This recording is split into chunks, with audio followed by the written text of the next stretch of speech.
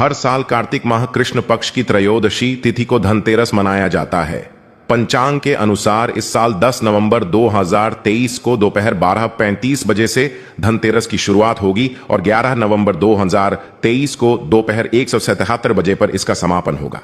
धनतेरस पर पूजा का शुभ मुहूर्त शाम 6:20 बजे से शुरू होगा, जो कि रात 8:20 बजे तक रहेगा। त्रयोदशी तिथि प्रारंभ 10 नवंबर 2023 को दोपहर 12:35 बजे में शुरू होगा, जो कि अगले दिन 11 नवंबर 2023 को 1:55 बजे में समाप्त होगा। दोस्तों, धनतेरस पर खरीदारी का शुभ समय है। धनतेरस पर सोने, चांदी और बर्तन या घर का कोई भी सामान खरीदने का शुभ मुहूर्त है। दोपहर 2:35 बजे से शाम 6:40 बजे तक रहेगा। अगर आप इस दिन खरीदारी नहीं कर पाते तो आप अगले दिन यानी 11 नवंबर को दोपहर 1:52 तक खरीदारी कर सकते हैं, क्योंकि धनतेरस तिथि अगले दिन दोपहर तक रहेगी। दोस्तों, अब आइए जानते हैं कि धनतेरस के दिन हमें कौन कौन सी वस्तुएं खरीदना चाहिए। दोस्तों, ये जानकारी बताने से पहले आप सभी दर्शकों से छोटी सी प्रार्थना है। अभी इस वीडियो को लाइक नहीं किए हैं तो लाइक कर चैनल को सब्सक्राइब जरूर करना।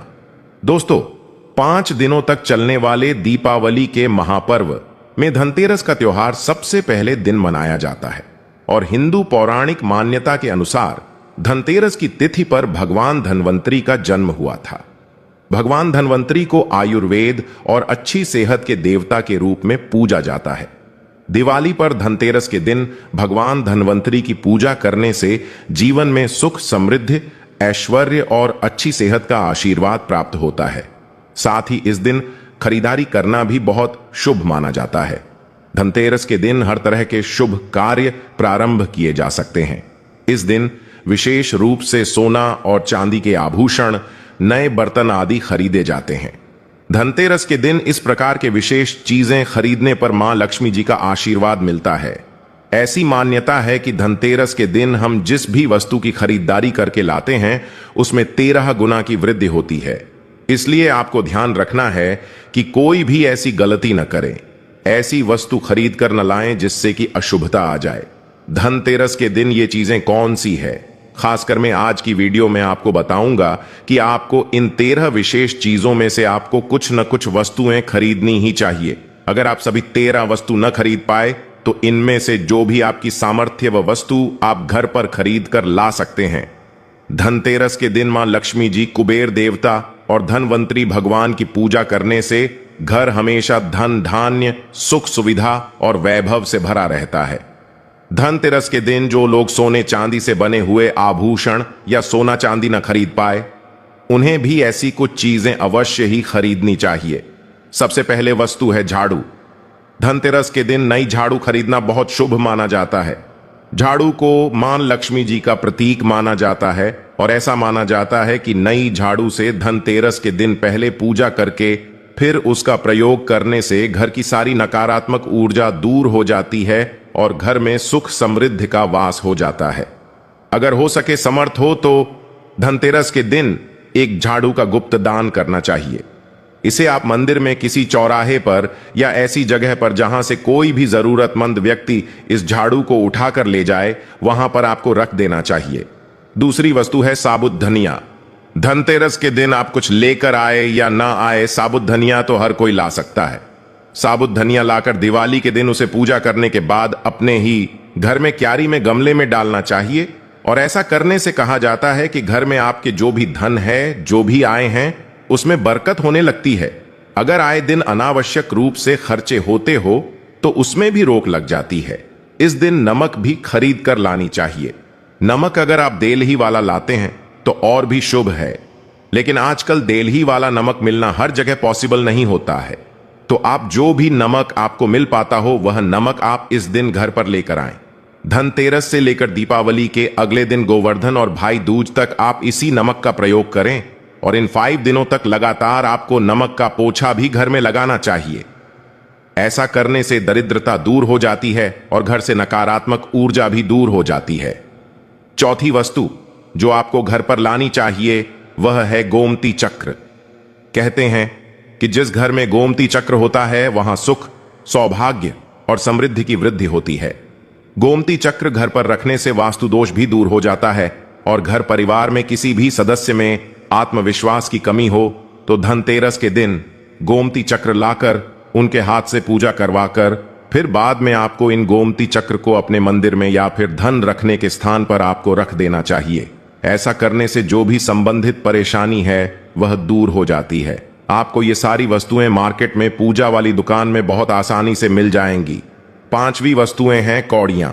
कौड़ियां आपको सफेद, भूरी, पीलियां, चितकबरी मिल जाएंगे, लेकिन आपको जो कौड़ियां लानी है वह या तो सफेद लेकर आएं या फिर पीले रंग की कौड़ियां लेकर आएं। कहते हैं जिस घर में कौड़ियां होती हैं वहां पर मां लक्ष्मी जी हमेशा वास करती हैं। कौड़ियां लक्ष्मी जी को आकर्षित करती हैं, इसलिए आज के दिन आप 5, 7, 11 या 13 कौड़ियां लाकर आप चाहे तो धनतेरस की शाम को या फिर दीपावली की रात को इनकी पूजा करके रोली, अक्षत, कुमकुम अर्पित करके फिर एक लाल कपड़े में बांधकर आपको अपने घर में जहां पर भी आप धन रखते हैं वहां रख देना चाहिए। हर साल आप इन्हीं पुरानी कौड़ियों की पूजा कर सकते हैं। हर साल आपको कौड़ियां खरीदने की आवश्यकता नहीं है। यदि आप नहीं कौड़ियां खरीदना ही चाहते हैं तो पुरानी कौड़ियों को आप जल में प्रवाहित कर दें। छठी वस्तु है श्री यंत्र। श्री यंत्र खरीदते समय देख लीजिएगा कि उस पर सभी चिन्ह, सभी जो भी निशान होते हैं वह अच्छे से अंकित होनी चाहिए। श्री यंत्र जिस घर में होता है, नियमित रूप से श्री यंत्र की पूजा जिस घर में होती है वहां पर भी कभी धन का अभाव नहीं रहता। श्री यंत्र की उत्पत्ति को लेकर धार्मिक पुराणों में उल्लेख मिलता है कि एक बार महालक्ष्मी जी प्रसन्न होकर पृथ्वी से बैकुंठ लोक चली गई। माता के रुष्ट हो जाने से धरती पर समस्याएं प्रकट हो गई। ब्राह्मण और महाजन बिना लक्ष्मी जी के निर्धन हो गए। तब ब्राह्मणों में श्रेष्ठ वशिष्ठ मुनि ने निश्चय किया कि मैं लक्ष्मी जी को प्रसन्न कर पृथ्वी पर वापस ले आऊंगा। जब मुनि वशिष्ठ बैकुंठ में जाकर मां लक्ष्मी जी से मिले तो उन्हें पता चला कि मां लक्ष्मी जी तो अप्रसन्न हैं और वह किसी भी स्थिति में पृथ्वी पर आने को तैयार नहीं है। तब वशिष्ठ जी ने वहीं पर बैठकर भगवान विष्णु की आराधना शुरू कर दी।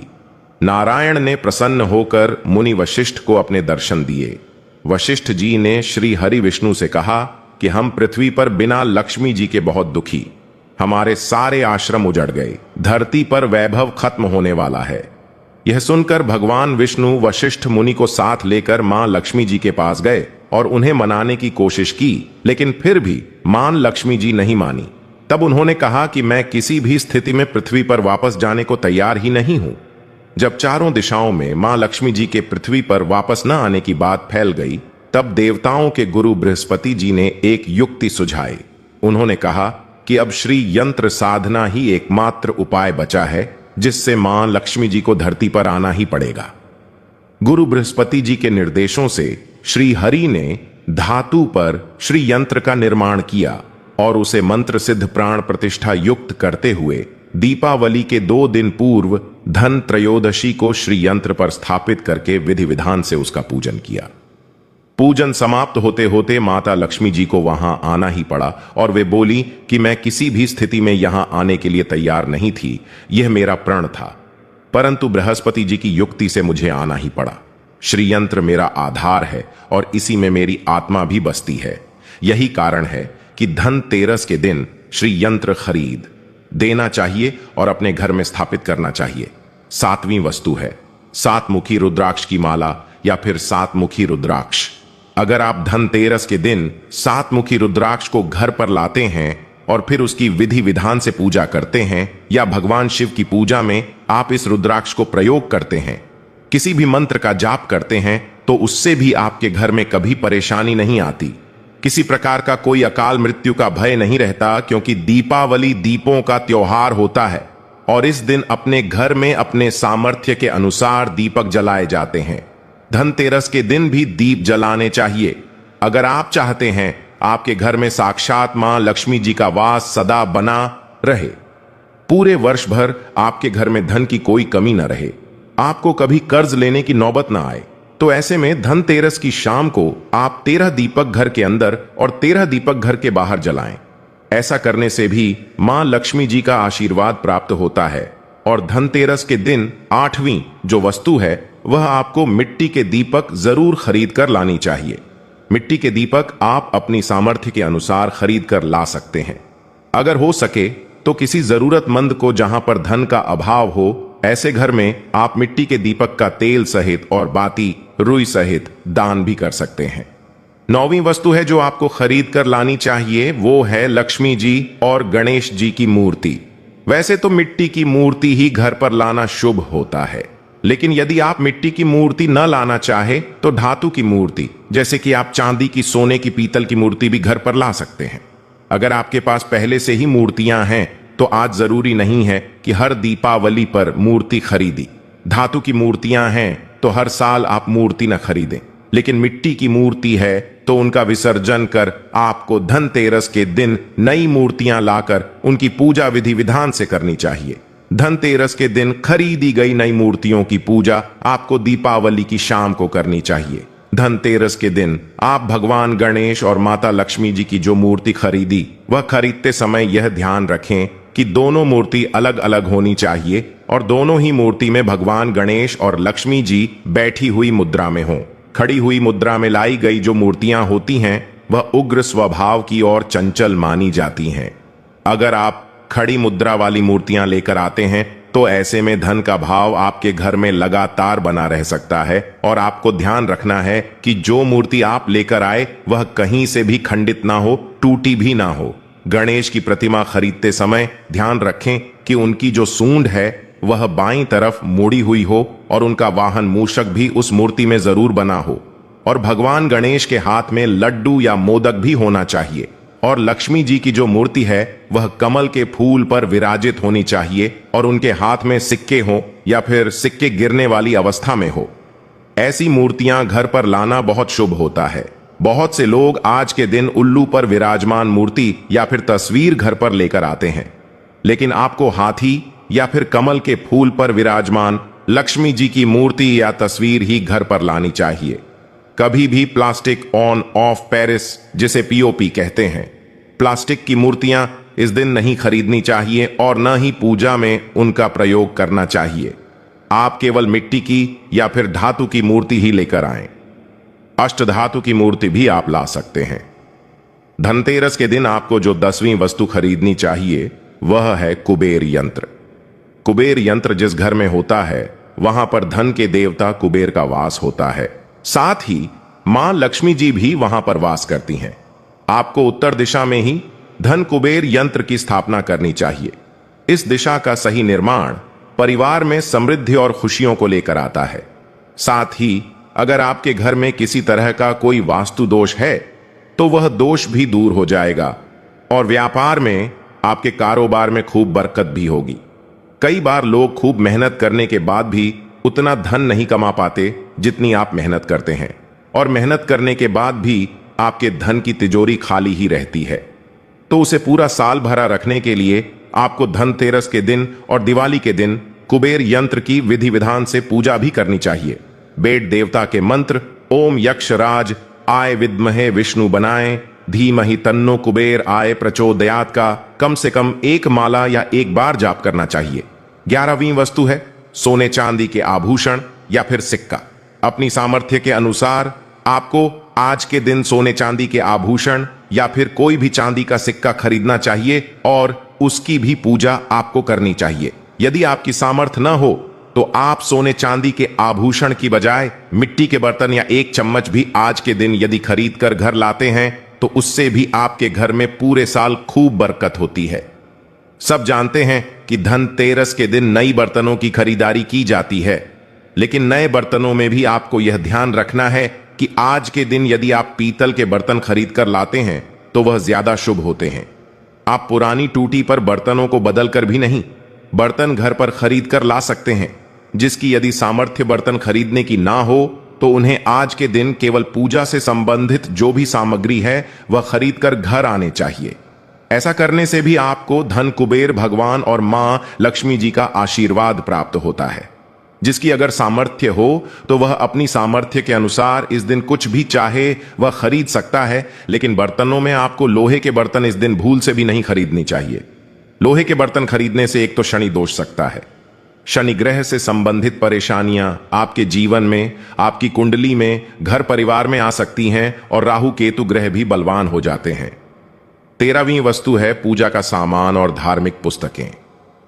अगर आप अब तक बताई गई सभी 12 वस्तुएं खरीदने में असमर्थ है तो आज के दिन यदि आप अपने घर में पूजा से संबंधित कोई भी वस्तु खरीद कर लाते हैं, जैसे कि मिट्टी के दिए वगैरह कुछ भी लेकर आते हैं, तो उससे भी आपको धनतेरस के दिन की गई पूजा का पुण्य अवश्य ही प्राप्त होता है।